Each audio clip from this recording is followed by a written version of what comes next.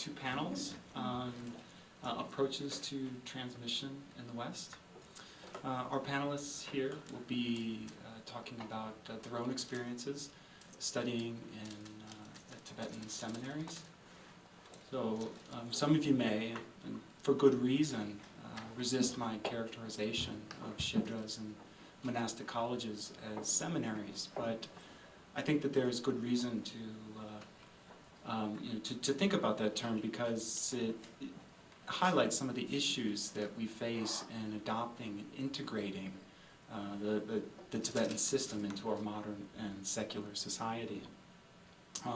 Much as translators must negotiate the transfer between two languages, a Westerner who enters into a Tibetan institution must, to borrow Susan Bassinet's words, enter a liminal space, a contact zone where one host looks with two pairs of eyes. So one has, on the one hand, of course, one's own cultural and intellectual heritage, and then, on the other hand, the rich and venerable Tibetan Buddhist tradition with its roots in India.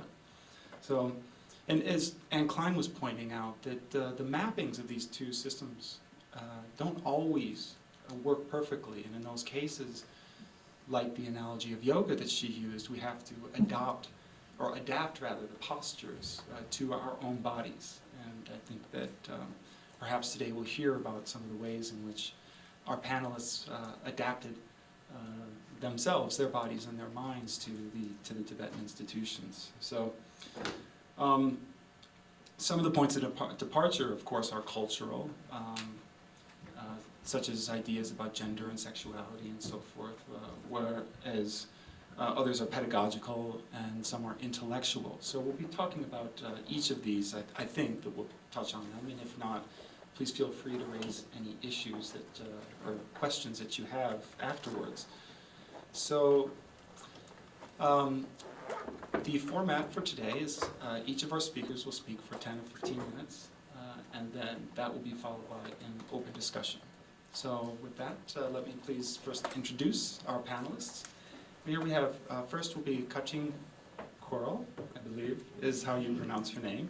She did an MA at the University of Munich in Indo-Tibetan Studies before going to India, where she spent several years studying at a Drikung Kagyu Shedra, at a nunnery, I believe. Secondly will be Gerd Klintschar, who, after getting a PhD in pharmacy and chemistry or something to that effect, eventually went to Rangjung Yeshe, so some of you may know him, where he did his BA, MA, and has now been studying with the monks in the Tibetan Shedra for the past 5 years. He's about to start his 6th year. Then we have Matt Weiss, who spent several years at Sera Je Monastery, studying there, and is now doing a PhD in data science. And finally, we'll finish with Simon Houlton, who recently completed his 10th year at the Institute of Buddhist Dialectics in Dharamsala. He's completed the Parchin, or the Perfection of Wisdom class, and the Uma, the Madhyamaka class, and has just recently begun his studies in Abhidharma.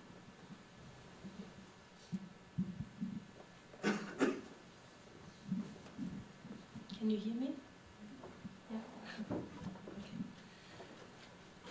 Good. So to begin with, I would like to thank Tsadra Foundation for organizing this conference and for inviting all of us to be here and to be part of this discussion session. And last but not least, for supporting our studies for so many years. Thank you very much. So we were asked today to reflect upon our experiences of living and studying in Asia for an extended period of time.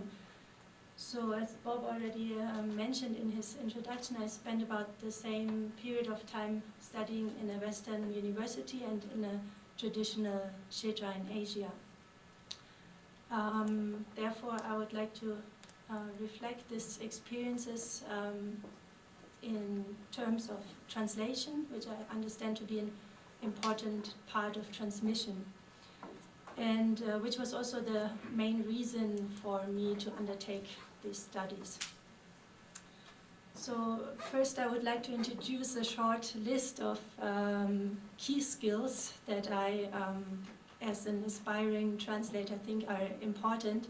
And I would like to use this short list, so it's not supposed to be a lecture on translation studies, but it's just as a thought, I thought could be a good basis to reflect my experiences on which skills one can train in a traditional Shedra and which skills are maybe more easily acquired in a Western academic setting. So the first skill, I hope you can all read that. The first skill is fluency in the source language. So when it comes to Tibetan language, the best way, of course, to learn colloquial Tibetan, spoken Tibetan, is to live in a place where the language is spoken. So therefore, I think traditional Shedra is a very good place to acquire Tibetan language skills. However, I think I wouldn't have been able to learn Tibetan only by living in and studying in a monastery. When I came to India, I already had a good basis of written and spoken Tibetan, which proved as very useful, especially in the beginning, to have had training by Western academic teachers. One of the reasons is that the language classes in the Shedra are designed for Tibetan-speaking students, so there would be no, they usually don't teach how to speak Tibetan. That is one thing. And then the classes that I attended at the Shedra consisted mostly of reading or explanations of commentaries on Sumchupa and Takchupa, and also Daik. And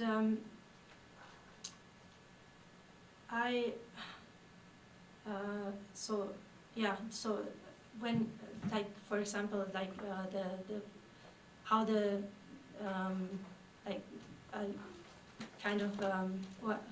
so a lesson would usually begin with like getting up when the teacher entered the room. Then we would recite the root text together, and then the teacher would give a word-by-word commentary on the text. And then sometimes in the end, some of the most important definitions would be written on and then copied from the blackboard. So that was the way that Tibetan is usually taught in the Shedra. And there was little or no explanations on how to actually read and understand the Tibetan sentence. So, however, I still found it very useful to also receive training in the traditional monastic setting, apart from obvious benefits like full immersion to the language and so forth. I really think it's important for translators to understand how Tibetans explain their language and to be able to discuss the structure or the grammar of a Tibetan sentence with a Tibetan scholar. So then the next point is fluency in the target language. And there we all know that even if the target language is our own native language, that doesn't necessarily mean that we are able to translate into that language. So, and because in a traditional Shedra, the program is usually full-time, so you don't have too much time to read or write in other languages than Tibetan. And so therefore I think that this skill is more easily acquired in a Western academic institution. Then knowledge of the subject. So let's say our subject is Tibetan Buddhist philosophy. Then, at least to my knowledge, there are no institutions in the West where you can gain or where you can study Tibetan Buddhism in the same depth as in the traditional monastery. However, I felt that the one big obstacles for Westerners, or one challenge for Westerners, are the Tibetan teaching methods. So the methods of how Tibetan Buddhist philosophy is taught in the monastery, especially when you come from a background like we all do, where all teachers go through some kind of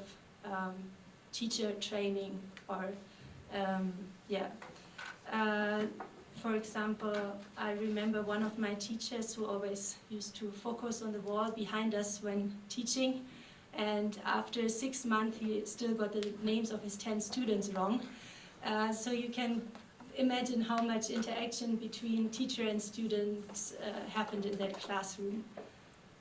This is of course a kind of extreme case, but still long word-by-word explanations, or to repeat definitions again and again after your teacher, or to recite root text in the classroom can be something that takes some time to get used to. However, I found, like, once you've gotten used to it, some of these methods are really very helpful. For example, I enjoyed a lot to do the memorization. I always felt it's something you can nicely fit into the breaks, and it's also something where you don't have to think too much and you still feel like you're doing something useful. So that was one thing I really enjoyed. One other aspect is that the training in the traditional Shedra always only concerns Tibetan Buddhism and Tibetan Buddhist philosophy. So one thing I kind of missed was like a broader understanding of Buddhist thought, or history of Buddhism in different countries and so forth. Then point number 4, cultural understanding. I think to understand Tibetan culture is very important for translation and crucial when interacting and working with Tibetan scholars and colleagues. One big obstacle to this is, in my opinion, the overly romantic view that some Western Buddhists, especially in the beginning when they encounter Tibetans and Tibetan Buddhism, tend to have, and which then can easily turn into disappointment when real Tibetans are encountered. So I think to live in a Tibetan community, in a Tibetan Shedra, is one very powerful antidote, let's say, to this problem. And one easily learns that Tibetans are just normal human beings. So I think that's something which is quite important. Then number 5 is being part of a network of Tibetan scholars. So when one lives in a Tibetan community for an extended period of time, then one naturally gets to know many Tibetan scholars and Tibetans from all walks of life. And I think that is something very useful for translators, because when you start to translate, then you know how, you know the people you can contact, and you also know whom to contact for which question. I think that is one important point. And also one can gain the trust of the Tibetan scholars when you study with them for a long time. Then naturally you kind of prove yourself to be able to understand the teachings. And here I think it makes also a huge difference to be able to put a question in fluent Tibetan, to use the right terminology, the right vocabulary, and so forth. So I think this point is really important, because it changes, from my experience, it changes the way that scholars talk to you when they perceive you to be a proper vessel for the teachings. And also from my little experience of doing oral interpreting, I really feel it makes a difference whether the person you're interpreting for trusts your abilities to understand the material or not. Then good relations with other translators, interpreters, and scholars of the field. To study in a Tibetan Shedra often means that you are the only foreigner, as it was in my case, or if you're a little luckier, then there might be another 2-3 Westerners around. But anyway, I think that it's much easier to get in contact with other scholars and translators and students when you study in a Western academic setting. Then research methods and technical skills to provide supplementary material. I think that's an important point, especially, or yeah, of course, for in case of doing literary translations. And this is something I think is so far only taught in Western academia and not so much in traditional Shedras, where only slowly Tibetans get more interested in this kind of research methods. Then note-taking techniques, that's something I haven't been able to learn so far, whether in the traditional setting nor at university. Then computer skills and so on. Okay, this is probably something that one can acquire without any special training. And then number 10, the willingness to commit to lifelong learning. I think that doesn't need any more explanation. So to conclude, I think that the traditional Shedra is definitely a very good place to acquire language skills and to develop a deep understanding of Tibetan culture and learning. However, it isn't a place where you're really trained in translation, of course, and also I think that the traditional approach is more about to reproduce the material that you study and not so much about creating something on your own. And that was also one reason for me to end my studies in the Shedra and go back to an academic setting and hopefully do some research and translation. Yeah, so I'm looking forward to hear your comments and ideas, maybe experiences of how you trained as a translator and questions and whatever. Thank you.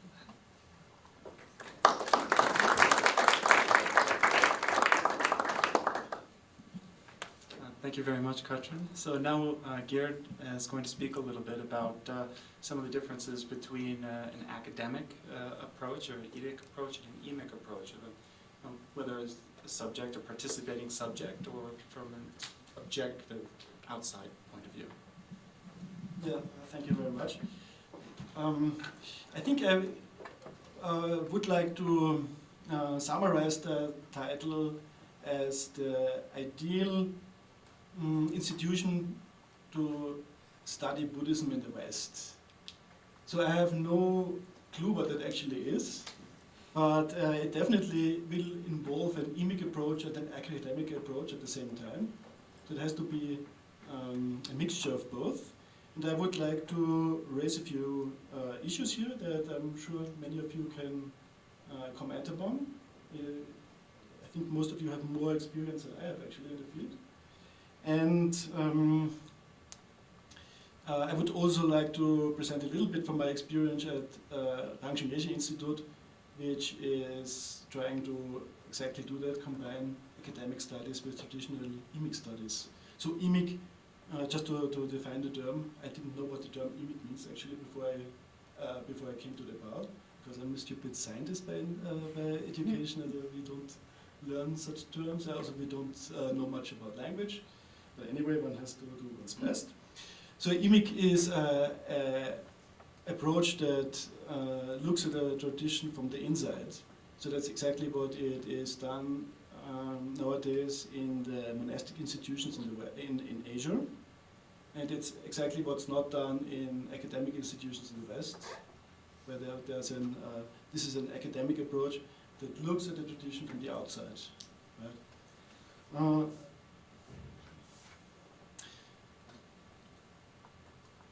The question is, how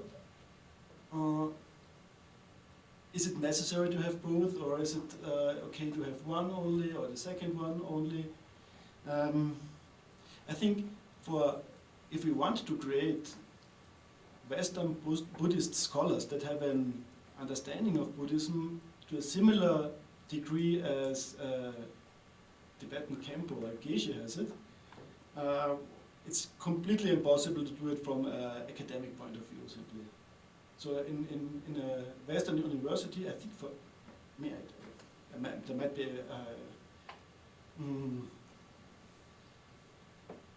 maybe it's not. Maybe there are people who are actually so smart that they get everything from academic studies.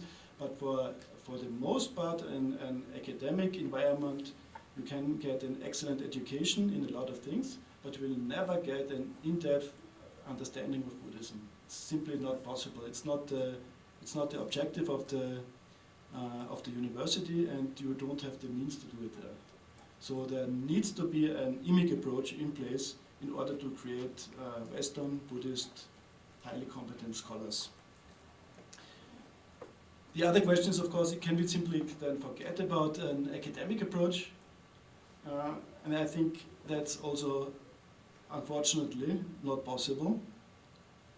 Because if we could do that, we could simply use Tibetan campos and let them learn English and then use them as teachers in the West. It would be then, I'm sure it's a good thing, but as a Westerner, one should be able to add a little bit to that, to engage in conversations with people who are not necessarily faithful Buddhists, maybe interested in Buddhism and have some kind of interest to practice it, but they have all kinds of doubts, they come from all kinds of different backgrounds, and so a Western Buddhist scholar should have a very broad background as well. And for that we need to have an academic approach as well. Just to highlight a little bit the different approaches between an emic institution and an academic institution, I would like to take the example of Vinaya studies. I just heard accidentally that Bob is actually working on Vinaya, so if that's wrong, I hope he will correct me. But if in a monastic Shedra the Vinaya is studied, it's primarily for the purpose that the monks and nuns can practice their vows correctly. And in a Western academic, at a university, the researcher or the scholar might have a completely different objective. For instance, he or she might be interested in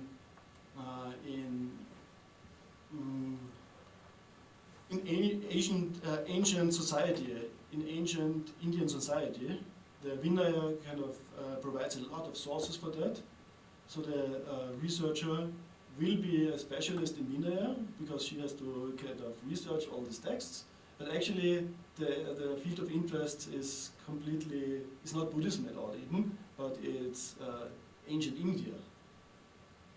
So which is, of course, it's also relevant somehow to the Buddhist tradition, but it's not the main interest of a monastic Shedra.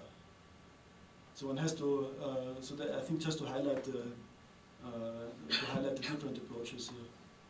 I think, was it correct? Could you agree with that? Please continue. Okay.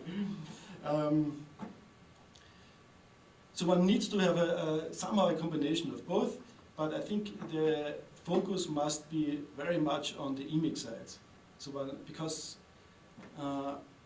otherwise, if one focuses too much on the academic side, one will never have enough time to really get deeply into Buddhist philosophy, because that takes probably decades, at least 1 decade, I would say. And if you spend all your time with paper writing and reading academic articles, it will simply not work, unless you are much more intelligent than I am. But for me, it would definitely not be possible, because on top of that, you also have to study Tibetan. So it's simply too much to study. So I think focus should be on the emic side, but it should be supplemented by academic studies. I think that's completely indispensable as well. So for instance, one model is, as it is generally, it is currently in place at the Rangjung Yeshe Institute, where I have the honor to study, where there is a BA program, an MA program, and then you have the option to study with the monks for several years. That's like the way I do it. And during the BA and MA, there's a mixture between academic classes and traditional campo classes. And there are also language classes, of course. Otherwise, you will never learn Tibetan. So I think that's, in principle, a very wonderful approach. So So I think it's a great place to study, by the way. As I see our boss here, so I would like to advertise Rangjung Yeshe Institute a little bit as well. It has also problems, of course, because if you do 4 years of BA, 2 years of MA, it adds up to 6 years, and 6 years is not a long time. And if you you have to do a lot of paper writing at Rangjung Yeshe Institute, a lot of academic things, and then it's really, really hard to get really good in Tibetan. So I spent a lot of summers, nothing else doing, just studying Tibetan, because during the year it's very hard to get somewhere. And I'm also not, I'm not really good with languages as well, so it may be easier for other people. So that's a little bit a challenge then, a lack of time. But anyway, you can afterwards, there's the possibility to study with the monks. So then one can get deep into Buddhist philosophy. One can discuss now, is it really a good order? Isn't it better maybe to study first in a traditional way and afterwards more kind of get broader in an academic way? Or I personally think it doesn't make much difference. It's really the main thing is that one sits down and for many years, for at least a decade, and basically doesn't do anything else but study. That's the main point, I think. And everything has to be in place. So if you're in an institution where nothing works, or when you want to study in a monastery and you're not accepted there, it still won't work. You may be willing to sit down for 10 years, but it's still you won't get anywhere, sadly. In the future, I think we need more of these type of institutions, and we need to optimize them also. And we need to have them in other places as well. Not only in Nepal, where the environment is a little bit difficult sometimes, with the environment, getting a visa, and some people are not comfortable there. So it would be nice to have institutions like that in Western countries as well. Like here in Boulder, very beautiful environment, very peaceful, and good air. It would be nice to have something like that here. Maybe I don't know what Europa University does actually. Maybe it's something like that is implemented there. So I don't know anything about other institutions. I have to say that. Yeah, so I would then at the end I would raise a few points of discussion. So if institutions like that should be successful in the future, definitely a crucial point is, or like a sine qua non, is that there are enough students.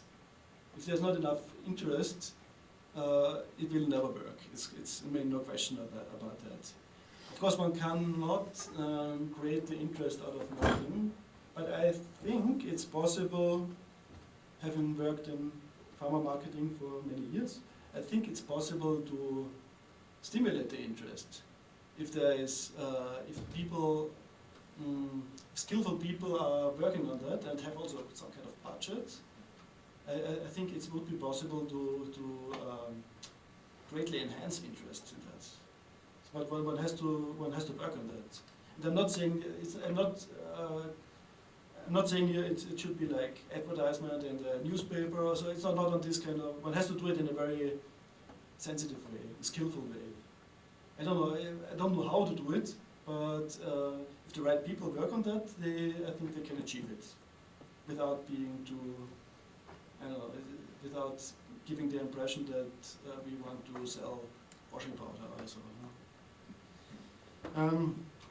Another point is that it is completely necessary to have good funding for these institutions and for the people who study there, because it's probably difficult to find a large number of people who are willing to spend like 10 years of their life in such an institution, but it's completely impossible to find anybody if they have to if they have to pay every year tuition and have actually no means to earn money.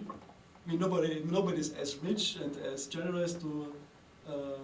It's simply not possible. The number of students would go to zero. So we need sponsors like the Tsadra Foundation. I hope there will be similar organizations like that in the future as well. There are many generous people in the world. Another topic is that of career perspectives. We all know that we shouldn't study the holy Dharma for the sake of the 8 worldly Dharmas. I think that's we are all aware of that. But still, there must be some kind of perspective in place. You know, I'm not talking about making a lot of money afterwards or so, but just to give the students the idea that they it will be useful for other people what they are doing. There's some kind of use for a Buddhist scholar who comes out of such an institution. So that's very, very, very important, because I think one is also very clear: if we produce Buddhist scholars, Western Buddhist scholars, and then there is no need for them, then it's really something is terribly wrong. Basically, I think it would mean simply that the Dharma in the West has no future.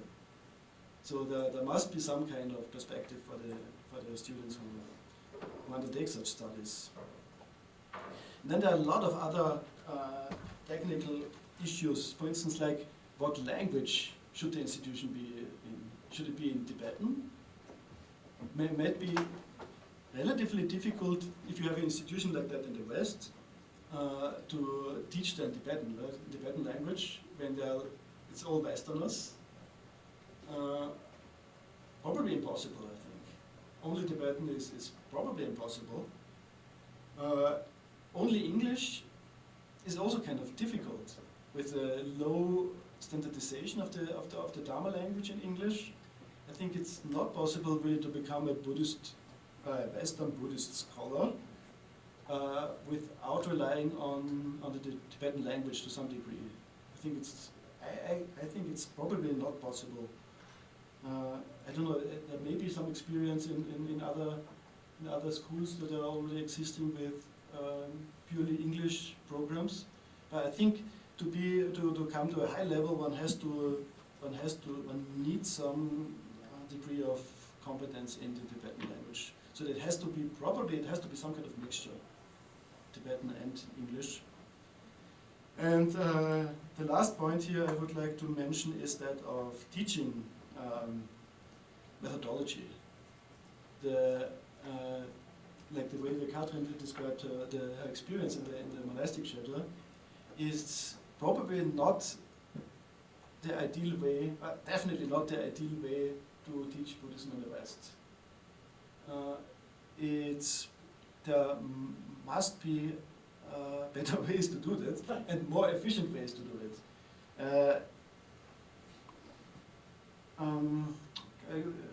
One can say a lot about that, but for instance, I study at the moment the Abhidhamma Kosha for the second time, and I really can't imagine how anybody can master like a Westerner, an Asian is maybe different, who has an excellent memory from childhood on, but as a Westerner I think nobody can manage all these categories without diagrams and I have to create my own visual aids for that.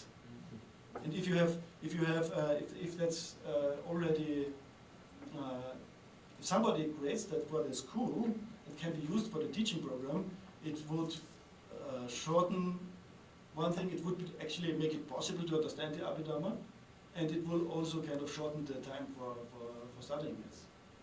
So I think here, Rafaela, he was working on these apps, which are really, really good. I think it's really a step in the right direction. I don't know if you're familiar with them, but it's kind of bilingual.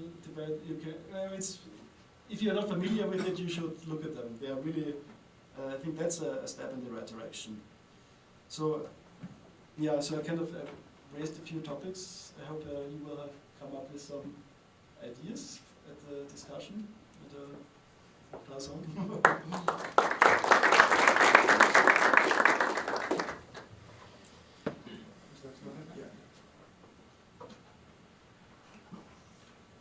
Hello? Okay, hi.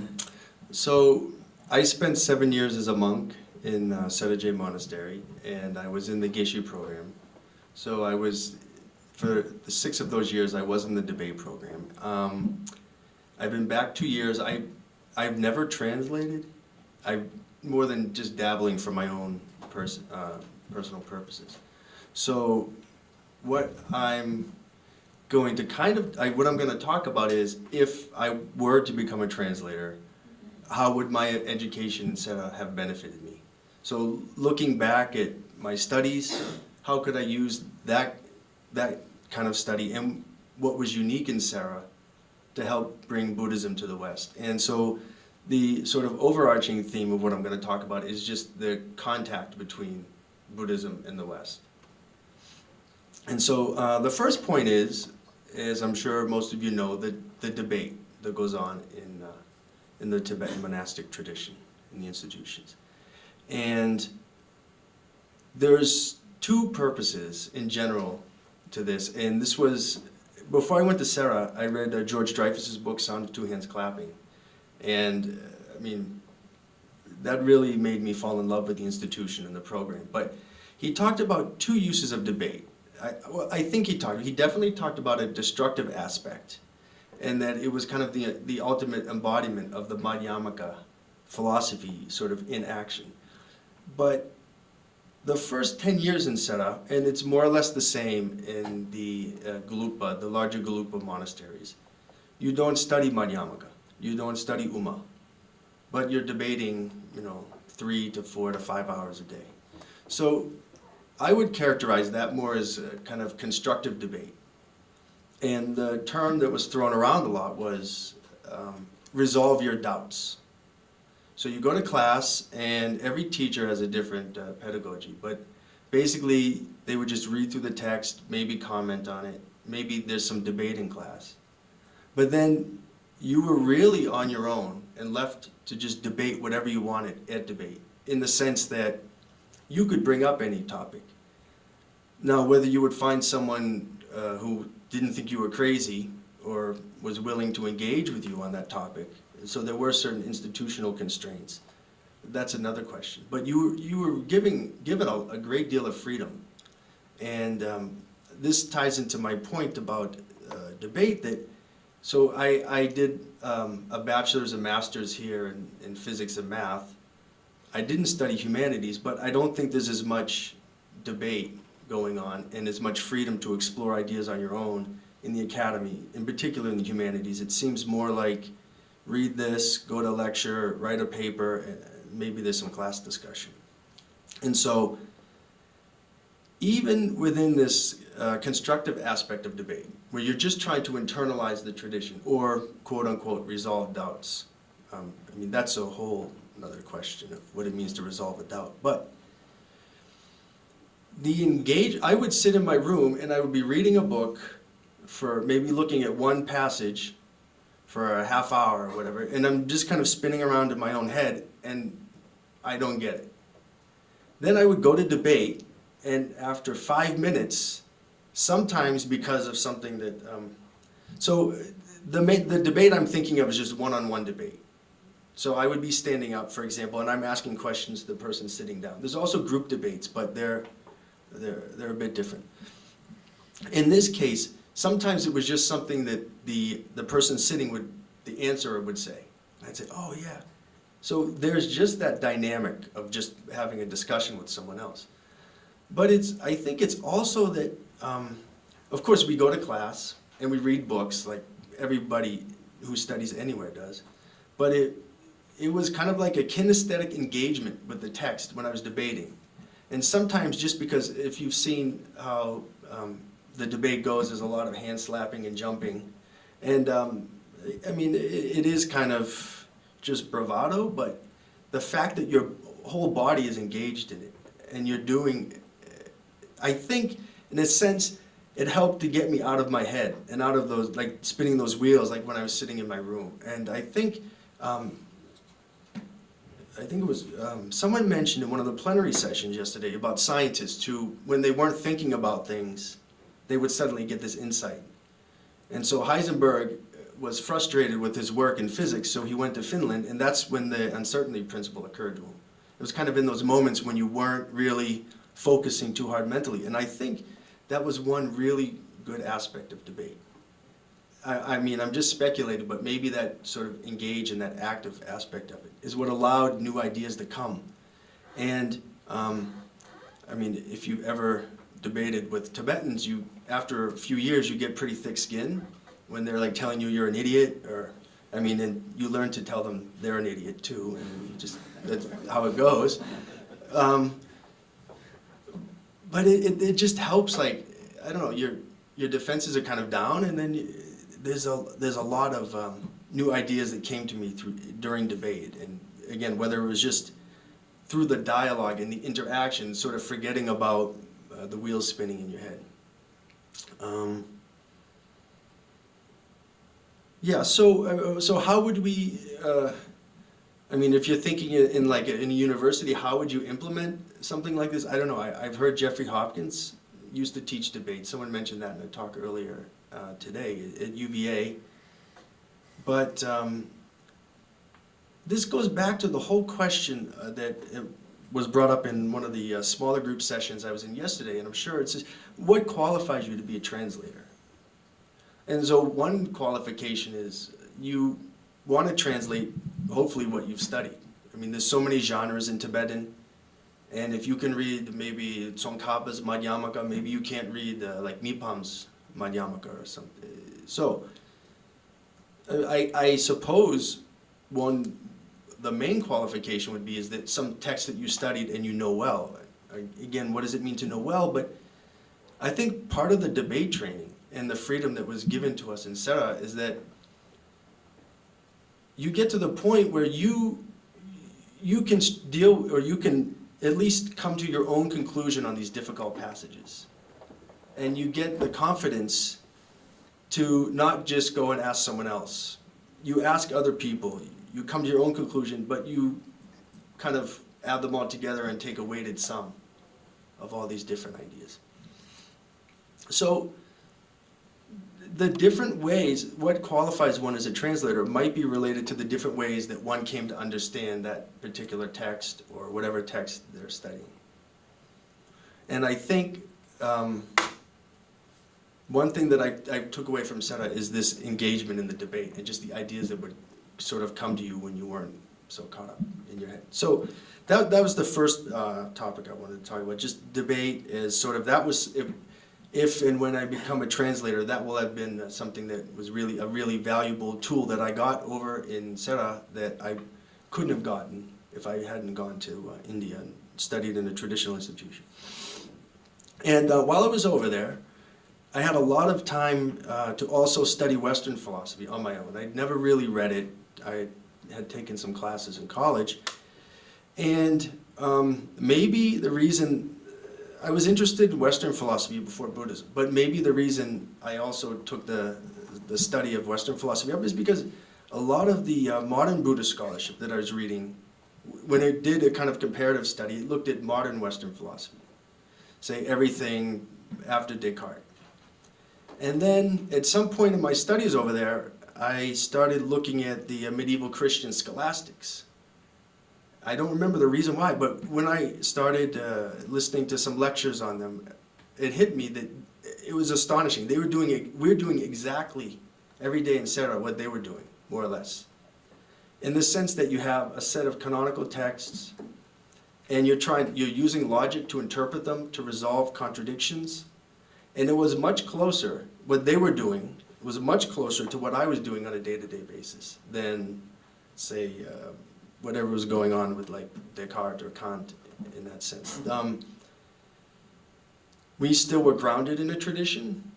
We had texts that were sort of the foundation of that tradition, as opposed to, now, I mean, this is actually an interesting point, as opposed to the Enlightenment idea where we all have our own sort of power of reason and we can figure things out and we can sort of, I mean, the Enlightenment thinkers didn't all become atheists, but they kind of said, let's do this without tradition. Let's do this without relying on authority as much.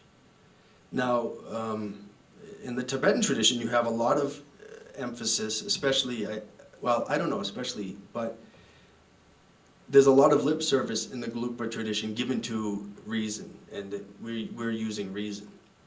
At the same time, you're sort of constrained, or the limits of the reason are constrained by the foundational text in your tradition, and then at your institution by the particular authors there.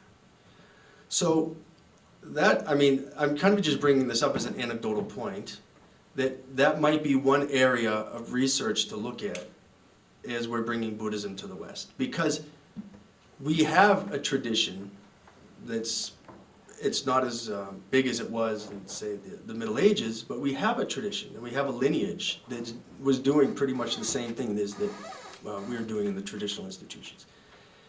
And also, nowadays, you have modern Catholic scholars who are going to reinterpret Aquinas in the context of 20th century or 21st century Western philosophy as well. So they have to engage with these traditions. They can't ignore them. They can't ignore modern philosophy. So I remember, I think it was Pope John Paul, he did a PhD on Hegel, and then he did basically the equivalent of a PhD at the Vatican. And I thought this, I remember hearing about this when I was in Sera. To me, that's astonishing, and that's really amazing. So as Buddhism comes to the West, we already have these institutions. And so I think another way to look at the transmission is look at how modern Catholic scholars are engaging with their they're still scholastic, but they also recognize, and they're also influenced, and they probably, I'm sure they also benefit from the modern philosophy. And of course science. So that's my third point. I'm not sure if it's so big in the West, but in Sera, and in particular because I think of His Holiness's initiatives to bring science and Buddhism together and through the Mind Life conferences, there's an excitement to show the parallels between Buddhism and science. So, just as a sort of a side point, I started teaching physics to some monks who do English in my last year. And that was about 2013, 2014. They had been pushing, the people in the monastery had been pushing since 2001 to get this program started, with the blessings of His Holiness. And they still couldn't. So there was a lot of resistance. But there are groups in there who think that Buddhism and science, or showing that, Buddhism, I mean, as Donald Lopez pointed out in his book on, was it Buddhism and Science? That this is not a new thing. I thought it was kind of a new thing, but he showed that it went all the way back with the Christian missionaries to Sri Lanka, I believe, or something. But this interest in sort of, okay, you can show parallels between Buddhism and science. But the first problem is, you have to start somewhere, but I don't think there are any people that know Buddhism and science really well. So you bring together people who know both really well and have a dialogue. But even in the West, we forget how science actually works. That science evolves. So when we read in the newspaper, scientists say, we kind of think like this is going to be true for all of eternity. It's some kind of universal, necessary, and certain truth. But we all know, and anybody who's ever done science, it's not done like it appears in the textbooks.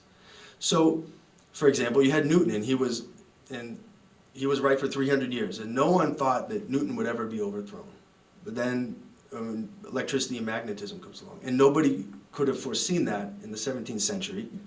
Then you want to make these two consistent, well, you have special relativity, and then you have to sort of modify Newton's laws. So that's just one example. So if we say, Buddhism and quantum mechanics are the same. Well, what about in 50 years when that half of quantum mechanics that Buddhism was rested on is shown to, wrong is maybe not the right word, but sort of improved or modified? because Buddhism or Islam or Christianity, any of these religions they're revealed traditions. So there's no improving on the Buddha in the traditional point of view. He laid it all down and that's it. And so if you're basing a revealed tradition, so it was laid down and it's up to us to figure out what he really meant. He was saying this for this kind of disciple, etc. But if you're basing a revealed tradition on something that's evolving, maybe there's a tension there that has been overlooked. That's it. Thank you.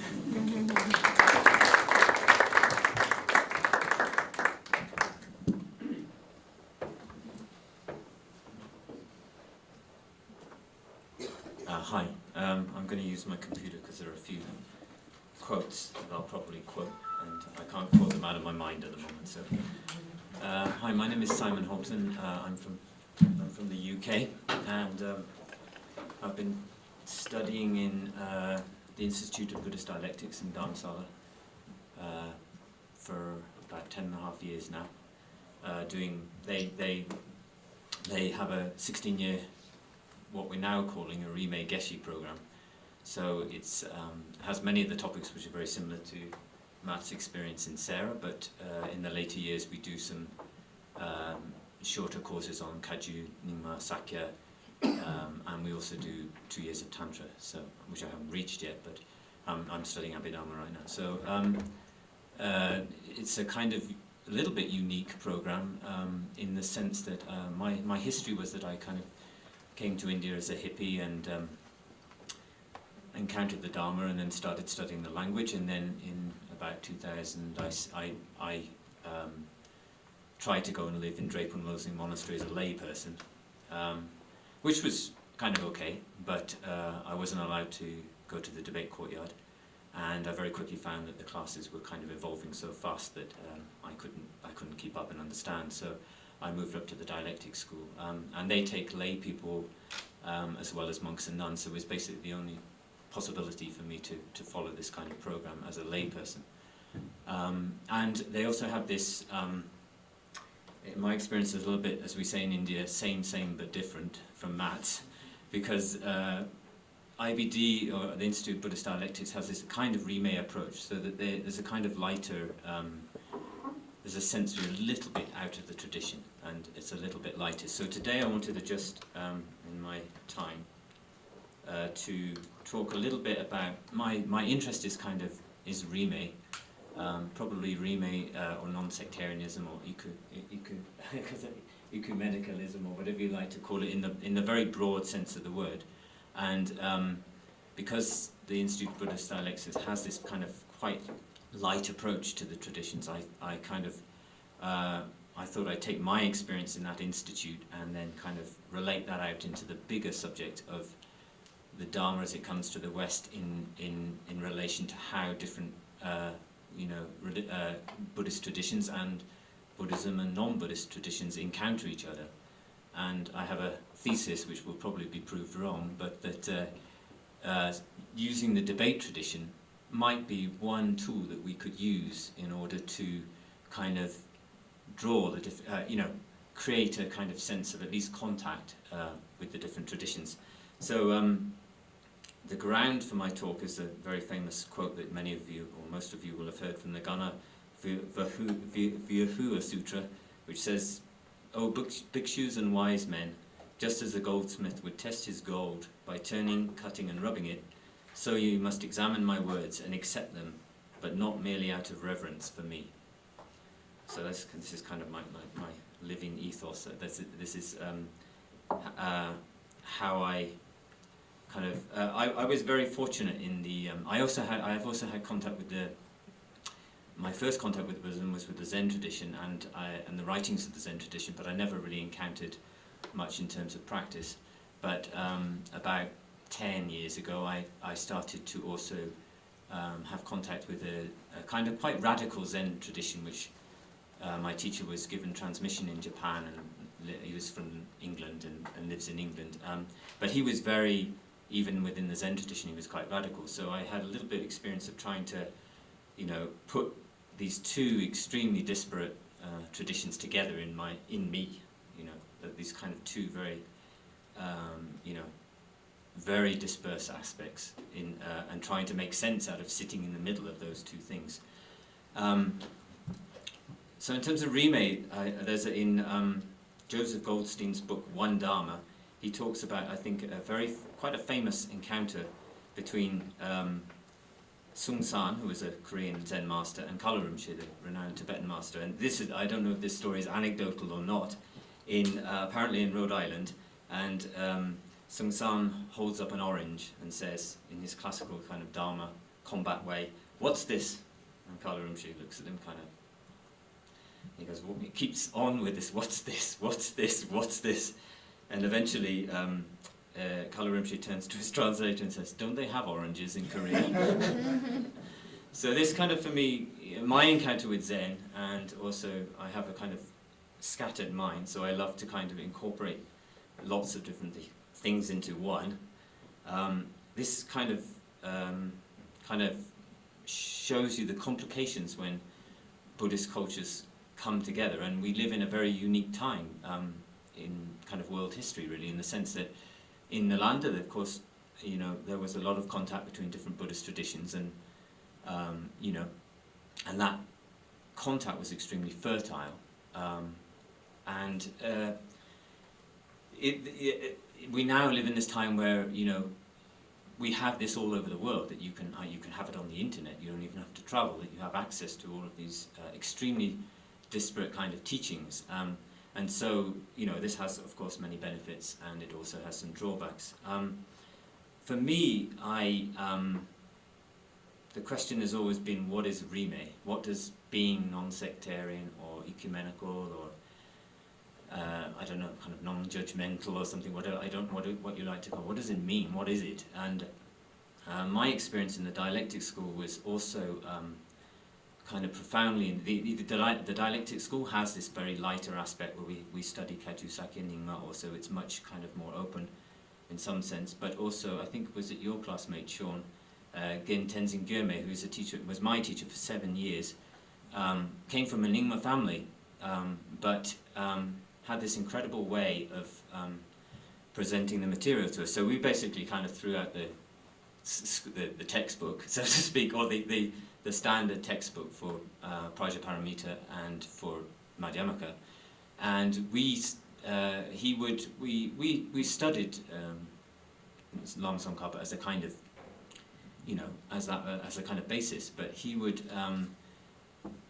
go back to Gorampa, Mipam, other traditions, and, you know, show us the interactions between, you know, the interactions in the text. You can find the exact quotes from Je Rinpoche in some of Mipam's texts or in Gorampa's text. You know, you find this interplay of debate, and the way he taught us was to, instead of just trying to systematically defend one point of view, you know, clenching your teeth and defending it whether you could accept it or not, he taught us to kind of, his version of Rime was to take these different traditions, and first of all, you had to learn what each one was, which is a lot more work than just picking up the textbook, memorizing it, and going to sleep soundly at night.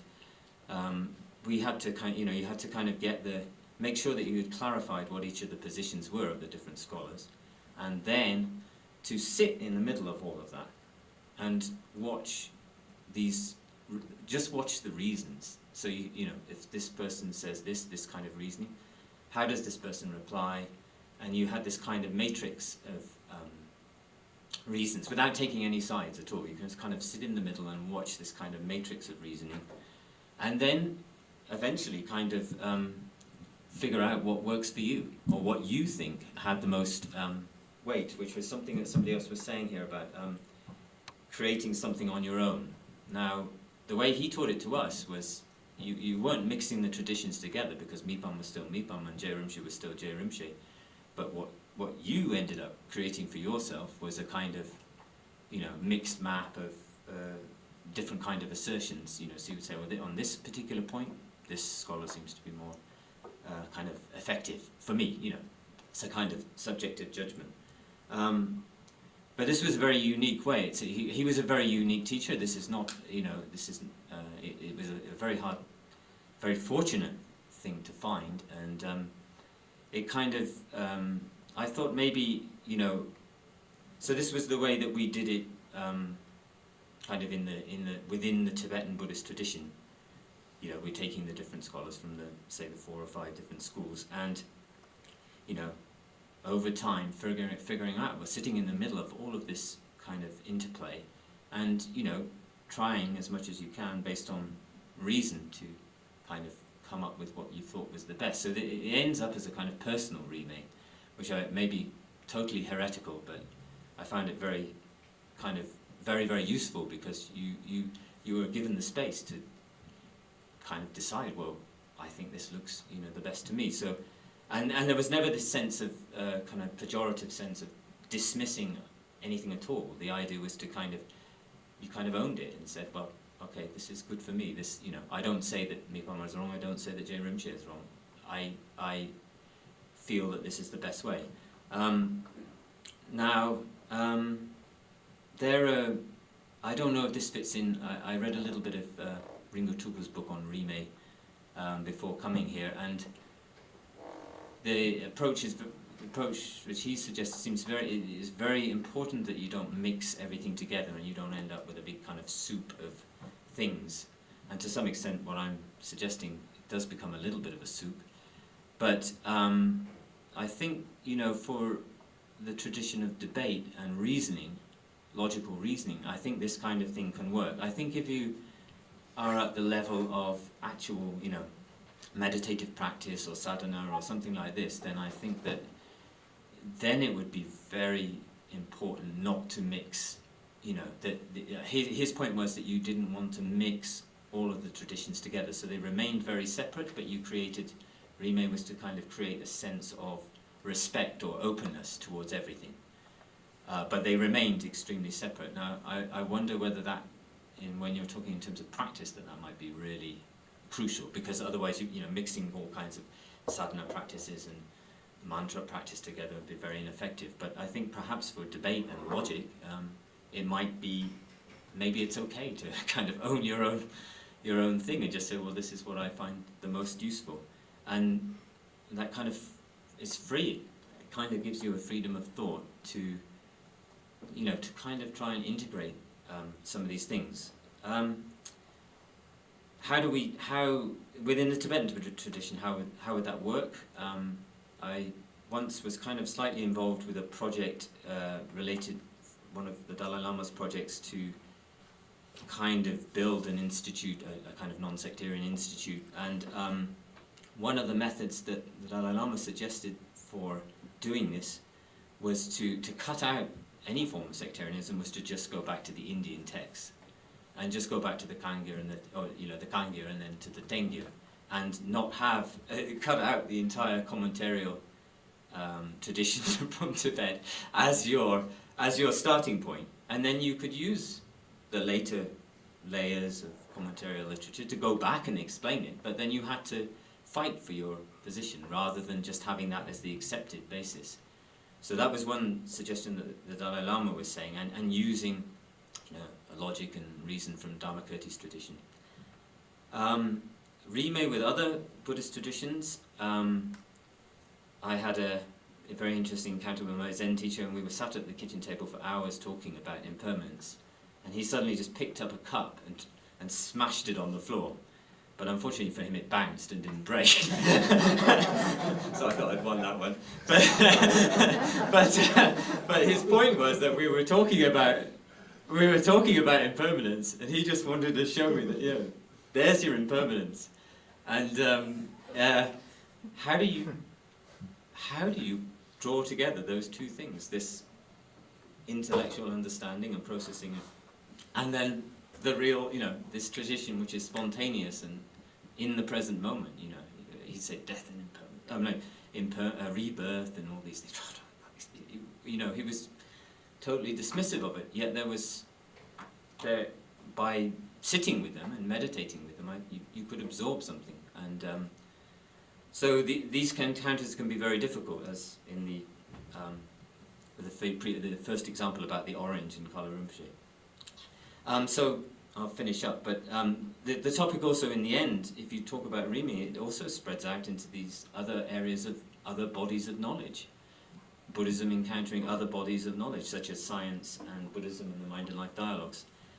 And you know, there are huge questions about that, but my feeling is that something like the debate and logical tradition could be one way in which we could, you know, try to draw together these things. It would be complicated if you have a tradition which hasn't got a very extensive philosophical system. For instance, the Zen tradition, I was a lot about meditation, and sitting in zazen and walking meditation, and sort of a little bit koan study. But if you don't have a really extensive philosophical structure, then, you know, it's maybe harder to talk. Maybe it's skewing the debate to talk on, you know, logical levels. In conclusion, I'd like to read a quote from Drikung Kagyu. As the reason I wanted to talk about Rime was the connection with Tsadra and Drikung Kagyu's monastery and the Rime tradition, and then also my experience of living in, having this experience with my teacher. So Drikung Kagyu says, in summary, one must see all the teachings as without contradiction and consider all the scriptures as instructions. This will cause the root of sectarianism and prejudice to dry up and give you a firm foundation in the Buddha's teachings. At that point, hundreds of doors to the 84,000 teachings of the Dharma will simultaneously be open to you. So, thank you for Sera for inviting me here, and I hope my provide some discussion.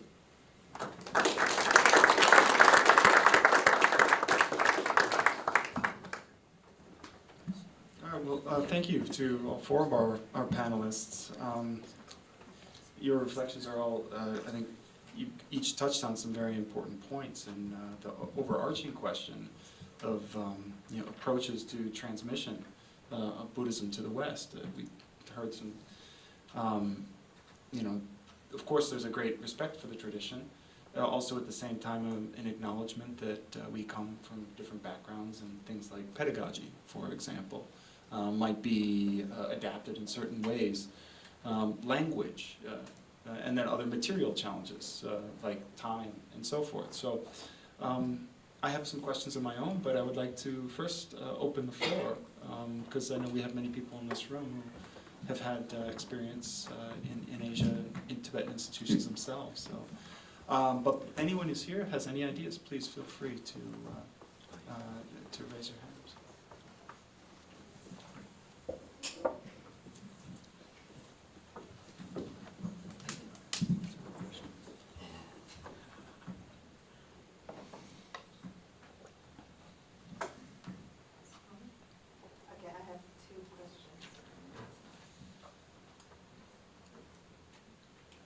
Okay, I have two questions. So I'm involved in the establishment of my Drikung College in Portland, Oregon, which is a project very similar to Rangjung Yeshe, except for it's in the States, and we are founded by a Tibetan Yeshe from Sera Je and a bunch of Western scholars. I shouldn't say a bunch, but a few. And we are attempting exactly the kind of project that all of you came from in a Western form. And I've been working with this project for 10 years, and a few issues have come up, so I'd like to ask you about them, if you don't mind. The first one, there's two things, two major points. The first one is this intersection between critical thinking from the academic perspective and being grounded in the tradition. This is something that we have a lot of trouble with, a lot of conversation around. We have traditional Tibetan teachers and a very traditional lineage from Sera Je. And we also have Western graduate students who are largely not educated in the East. So I'd like to hear your thoughts on that, if you don't mind. Would any of you like to address that? I would like to say something to that. We also have in Rangjung Yeshe Institute, we have these discussions as well, of course. It comes naturally up. It's whereas you often have, very often have points of views that are very different from within the tradition and from an academic point of view, like historical accounts, like from the science kind of cosmology. Well, one say there is Mount Meru, the other say no, there's no. One say the Earth is flat, the other say the world is round. The other way, some people say 600 years. Nagarjuna lived for 600 years. Others don't want to believe it, and so on. I think it all comes down to study both traditions thoroughly and to get used to these different points of views. Because the Western academic approach is always based on some evidence that makes builds some kind of model or best guess on it. And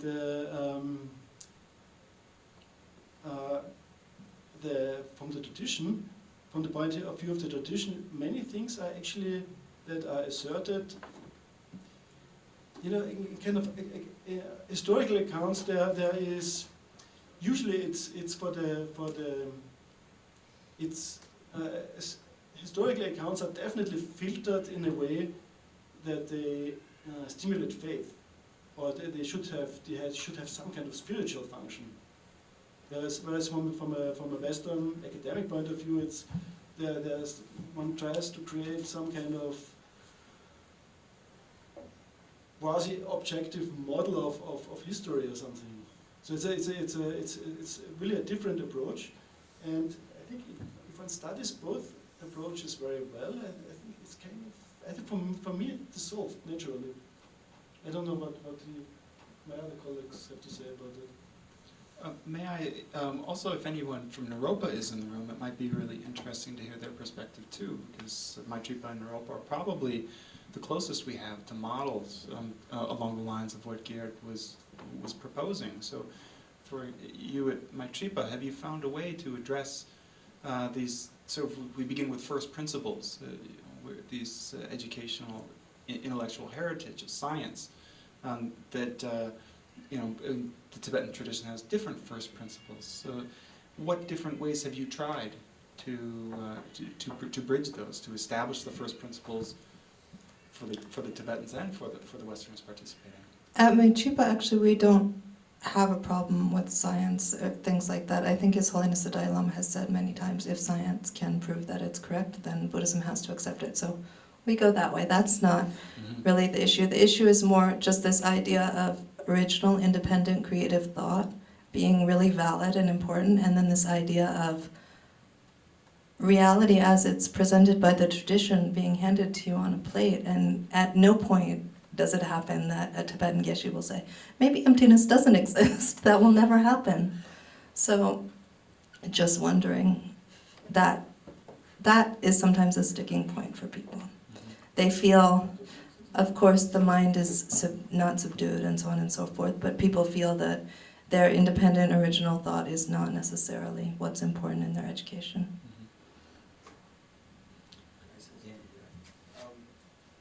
Also, from within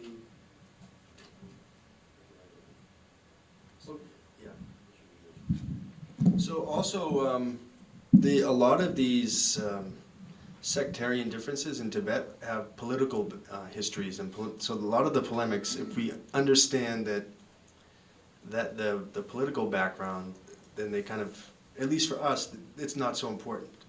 If the traditions have carried them forward, so be it. But to Simon's point, if you look at the end, I think the way I understood what you were saying about the approach you took is you take Goramba and all these in Tsongkhapa, and then you decide for yourself, and you might even form a hybrid. And I mean, ultimately, that's the study is geared towards your practice. So if that informs your practice, I mean, that's a really sort of it takes a heaviness away listening to the approach that Simon was given, because I mean that's the approach I prefer, but it wasn't the approach that I heard in Sera. I can imagine not. But that actually brings me to my second question, which was the question of the role of practice in all of this. As you all know, I'm sure, in the monasteries they do regular practice, plus they're all living in vows. So there's a different level of commitment and relationship with the teachings. And in the Tibetan tradition, they call it merit, sonam. It's not my favorite way to express it, but that aspect has not been addressed at all in the education of people in the West in Buddhism, and I'm just wondering where you all stand on that.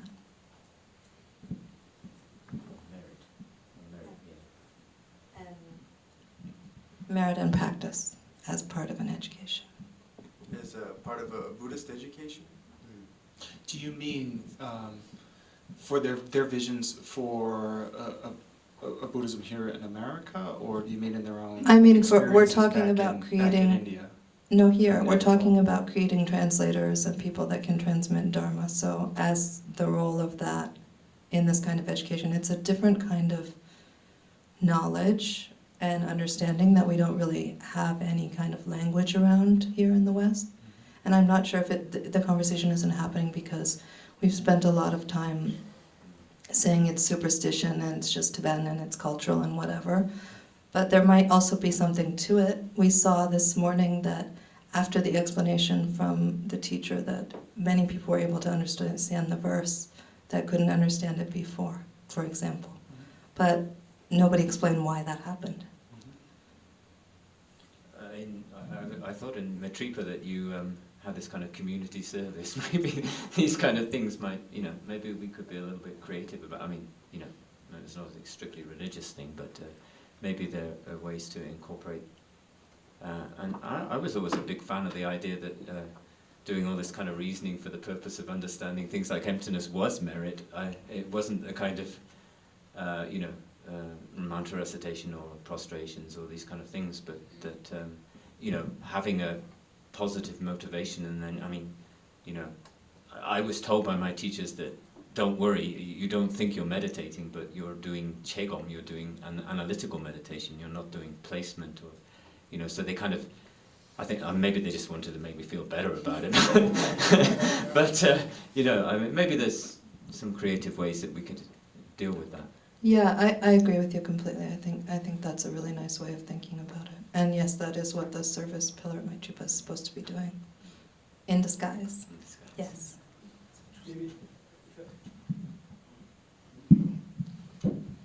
Cut me off. Okay. I think it's in a program. It's difficult to require people to meditate, for instance, right?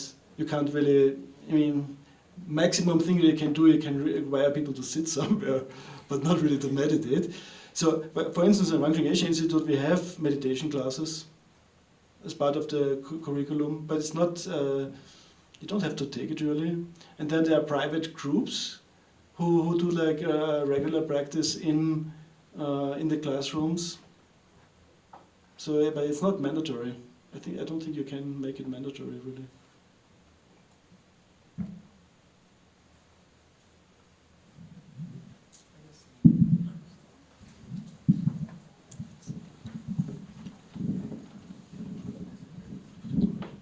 I was just wondering if in Sera, during your education, were you guys practicing like sitting meditation? Were you learning that, or was it more the focus on studies and debate? It was more focused on study and debate. If you did any kind of formal meditation, that was just your own inclination. But I think the culture and the thinking was, if you're doing that, you should be devoting that time to your studies now, because there is enough to keep you busy in all your waking hours. And I think as people maybe after 10 years, or they reach Uma and study some Madhyamaka, maybe then, but it was kind of considered something for older monks. That's the impression I got. Thanks.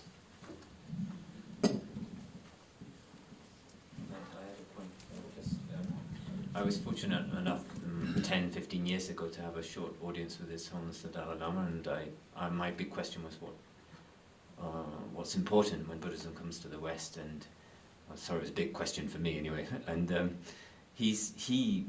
I don't know whether it was an answer specifically related to me, but he said that the intellectual understanding of dependent origination at an institutional level was what would be very valuable in the West. So from his perspective, I think he feels that it's very important to get an intellectual understanding of these things, and then that maybe practice flows out of that. But that was his answer, that was what was really important as a key stage in transmitting the Dharma in the West. So he backs study a lot more these days, and I think there are various reasons why he does that. So maybe this kind of, maybe he's kind of saying that's kind of already pretty good if you're doing that. Yeah. So one thing, one point that This one's too.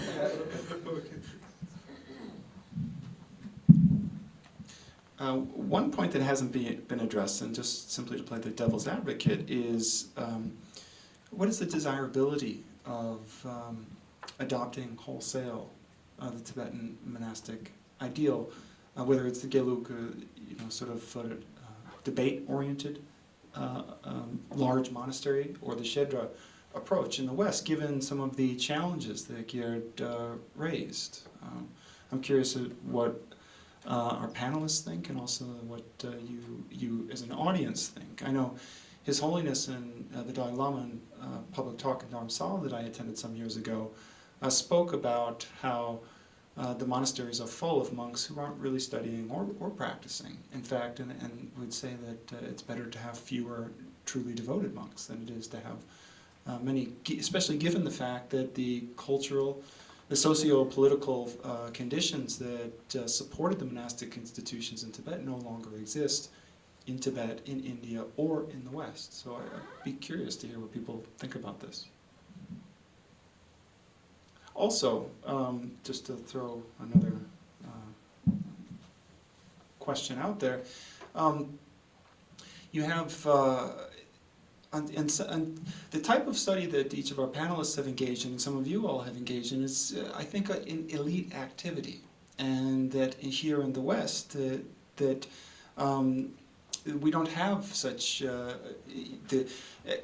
between the demands of family and jobs and so forth, that maybe we don't have the time or freedom to devote to that. Nevertheless, that's not to denigrate in any way the contribution of sincere Buddhists who really have a heartfelt wish to practice. And so what type of institutions can we create in the West to provide for less elite needs? And how does that fit in with the requirements for elite institutions? Would anybody care to comment?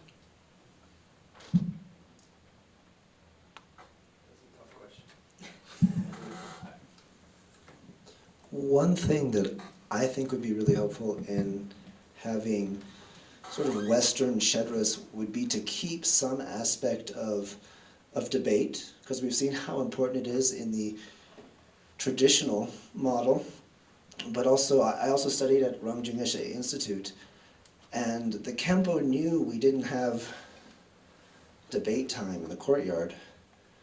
And so oftentimes he would spend most of the philosophy class just slamming us again and again, asking us a question and say, how could that be like that? And just destroying us in debate. And it was infuriating. And it was also amazing and magical. And one of my favorite parts of the day, regardless of how many times I was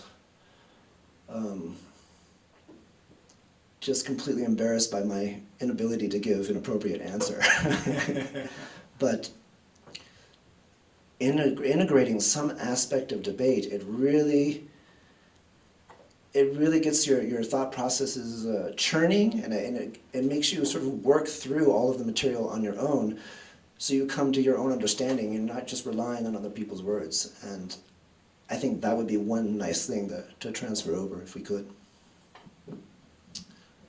Yes, please. So we had the same experience with debate. So your point kind of reminded me. So I was talking about the sort of constructive aspect of debate, where you're just answering your doubts or internalizing. Even if you're not, so like you're saying, even if you're not debating Madhyamaka, you're debating on some topic like is the Earth round or not, or whatever. The frustration I think you alluded to is you think you've okay, this is it. Then someone, oh, what about this point? And suddenly it falls apart. And it's that sort of grasping to say, oh, this is the one answer that sort of is like, it's like inherently existent because it can withstand any kind of analysis or something. And so, in a sense, on a meta level, you're doing Madhyamaka, or you're preparing for that kind of destructive analysis, whether you know it or not. And you know, another thing is, I mean, there's all this talk about getting to the final answer, but you're debating a different person every day. And then, as long as you're debating with, say, two reasonable people, if I can convince this person and I can't convince that person, then maybe, you know, it's just like Gendon Chögyal says, it's just a consensus between two people, and that's all we mean by this exists and this doesn't exist. Instead of, so these are all kind of like sort of meta level, I guess, benefits of debate, even as you're sort of, this is what George talked about in his book, as you're progressing up towards the Ummah.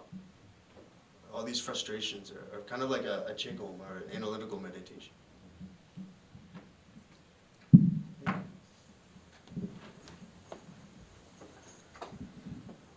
Hi, I think it's been a really interesting discussion. I really like what you just sort of brought up about everything that we're talking about here being sort of kind of an elite level.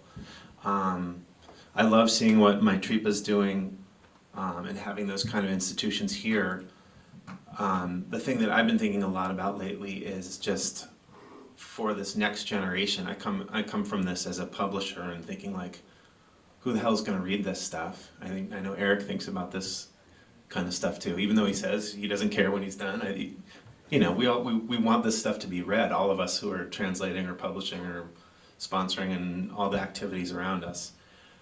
One thing I think we've not done very well at as a community and a culture is really thinking about what that next generation looks like.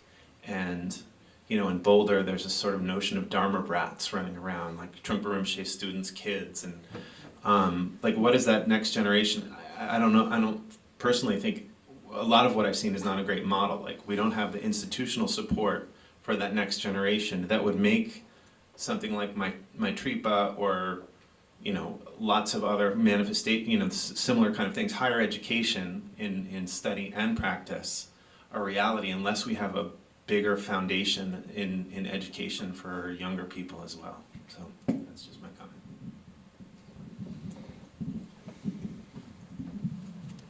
Yeah, if I can, I think it would be good to have Buddhist high schools. Yeah. I mean, I have no idea how to do that, but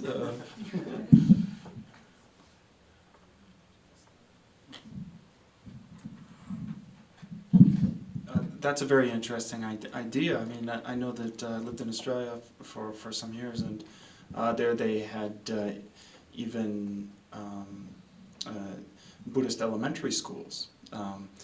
And given that we all know that Buddhism changes as it moves from culture to culture, and so presumably there's going to be a similar process as Buddhism takes root in the West.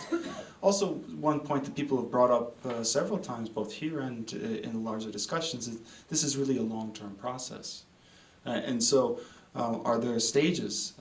You know, I think one question that's important to ask ourselves is, you know, what are the stepping stones, the progressive steps that we can take to achieving these really quite lofty goals? One question that we had discussed over email prior to the conference here was, what did you hope to get out of your study in these Tibetan institutions? And after all your experience, how did your expectations and the actual results match up? Would anyone care to address that?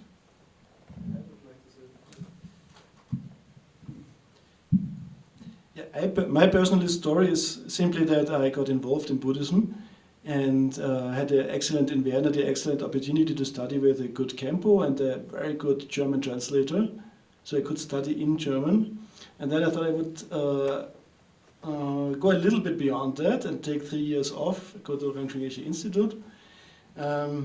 Probably 3 years should be enough to study Buddhism, can't be that difficult. Unfortunately, it is pretty difficult. So after 9 years, I'm still far away from any kind of And so my expectations, I have to say, are not met. I think it's much more difficult than I would have expected. But I'm still happy that I did it.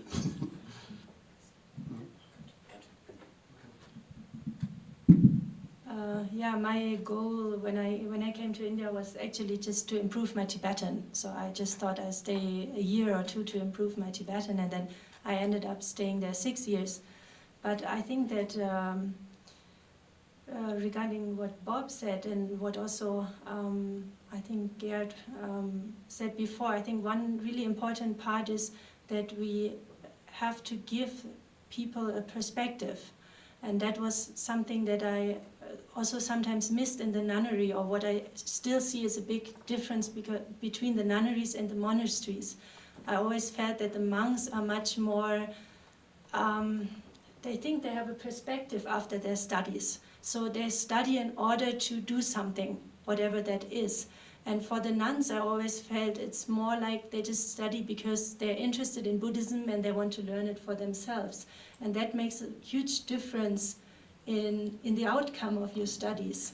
And so motivation and perspective to do something with your knowledge. And I think that's an important part when we think about institutions in the West, that we need to give students a perspective. And that is probably only possible with degrees, or I don't know, or perspectives to become a teacher in a Buddhist center, or I don't know what, but I think that's a very important part.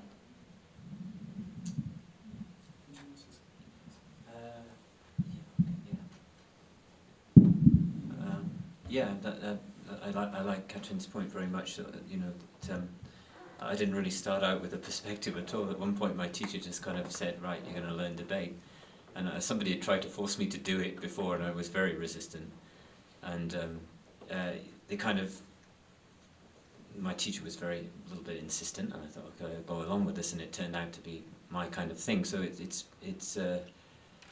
I don't think I really had I thought it was a useful way to improve my Tibetan and to kind of learn about the tradition. But I think it kind of for me it really worked out, and maybe it was just who I was and the kind of mind I had, and I do have that kind of mind and I enjoy it. And but it did I think it surpassed my expectations in ways that I didn't imagine when I started. That I think I really could see that I was at least starting to get a little bit grip on, a much more solid grip on things, that the concepts which I thought I was very arrogantly thought I understood, suddenly very quickly revealed on the debate court either you didn't understand them at all, and that the debate for me forced me to be very precise, which I'm not a precise person, and it forced me to do that and to kind of I could really see the value of it. I'm not a kind of card-carrying debate kind of insistent member or whatever. Actually, I like very creative ways and kind of artistic ways of doing things, but I found that the value of one of the students in IBD sort of said it like, and I think you said it, is that you have to own it when you're debating. You have to own, you give an answer, and if it's easy to prove it wrong, people will get at you, and then you have to be really precise, and that was very useful, because okay, it's a long step, and it's a small step in a long journey, but that precision and kind of accuracy I found very, very useful, and it doesn't have to be kind of neurotically kind of locked on kind of, it's just a very, we use intellectual and conceptual mind all the time for everything we do, so basically everything we do, so I don't really see. I also, about the elite activity, I totally agree. I've been fortunate. Sera Foundation have supported me to do this for nearly 10 years, and this is a completely privileged opportunity that a handful of people get in the world. So that is a totally elite activity. But having said that, I don't see that, for something like debate, I don't see why we can't, everybody says, oh, if you can't understand Madhyamaka and Pramana and stuff without Dudroloik Tarig and all these things, okay, well, let's start learning Dudroloik Tarig on the weekends. Why do we have to, we don't have to put it in some kind of golden temple and say it's not accessible. You can think about it when you're on the bus going to work, or, You know, I don't think that, I mean, it's very different from what we've been privileged to do, but I don't think that that means we can't start making some small steps to doing those, you know, getting those kind of building blocks in place. And I think if you have a culture where people are encouraged to do it, then of course for some it's totally not their cup of tea. It's really not useful for some. But for those who, you know, to support those who are interested, I don't think we have to kind of build a 16-year Geshe degree immediately right now. There are small ways in which we can start picking this off, you know, straight away. That's excellent. I'm glad you brought that up. Pass it back towards you. Perhaps, yeah, Simon, you'd like to address this. Anyone, really. To what degree were you served by the resources available to you in your native languages to further your education? In other words, having gone through the process from beginning to the present, are there translations, for example, or other types of resources that would have benefited you in your course of study that we could try and develop? But also that might be applicable to the type of audience that you're speaking of, Simon, people who aren't necessarily putting everything else of their life on hold, but do seriously want to pursue Buddhist study and practice. Yeah, I mean, there's a big problem, and I went down to see one of my teachers who in Drikung, and I think it was the last time I saw him, and he said, "So how's this debate translation going in English?" And I said, "Well, kind of a few basic things are in place, but the language tends to be quite clunky, and the style, you know, the syllabic nature of Tibetan makes it very easy to swiftly debate things on the courtyard, and you know, when you do it in English, it can become very elaborate and clunky." But he said, so just make up a new language." That was his kind of, just make up a new language. So maybe you know, first of all, we need some of the rudiments of, you know, the basic, you know, Dudra Tarik, some of these things. And I think perhaps a little bit a creative approach to, you know, making that debate language. Betsy Napa was talking this morning about translating these yiksha, these textual manuals from the monasteries, and I actually think they do have a kind of beauty in a way. It's this kind of you know, flow of argument that if you know, it can be very beautiful. But I think there might be, if we were to sort of try and find creative ways in which, you know, we don't always have to use all this very complex debate, you know, the structure within which debate takes place. But for us, you know, kind of Socratic logic is pretty much embedded in us, and I think that there might be ways to sort of, you know, keep it as a debate, not have it kind of stretch out into just conversation, like, you know, conversation with no limits, because the strength of debate relies in its limits, that at some point you have to be caught and respond to something, you know, or give up your position. But I think, you know, maybe some creative ways that we could look at making it a little bit more accessible, and you know, kind of, I think there are ways that can be done slowly. What about for those who are studying not in the Giluk system, with less emphasis on debate, the more rhetorical-based approach of the Shedra? Do you have any ideas about this? Could I say something about that? I mean, I think we debated too much, so I think the time could have been spent much more efficiently. Maybe a half hour with someone who's really serious and you're not interested in theatrics or anything or putting on a show. After that, you know, that's it. And if we had more of the sort of commentarial tradition that I think happens in the Shedra, that would have been great. But I mean, so is, yeah. Well, I'm sorry, did you want to say something? Okay. So we're basically out of time, but I would also, like someone mentioned the materials that Raphael has developed and so forth, and I haven't seen many of them, but the ones that I have seen are very impressive. And I think it was Matt that spoke about, or maybe it was Gerd, yeah, it was Gerd speaking about Abhidharma, and about how these, you know, now, it's a very visual culture, especially for people younger than myself, at least, growing up. So it would be wonderful to see more resources put into developing those kind of materials. That would be fantastic. Also, some of my Tibetan friends appreciated when I did that. Mm-hmm. So it's not, maybe they just haven't seen it. Mm-hmm. Mm-hmm. Yeah, I also sometimes even translated those things into Tibetan for my classmates. Yeah, yeah. And they all found it very useful. Well, great. Well, thank you to all panelists and everyone here attending.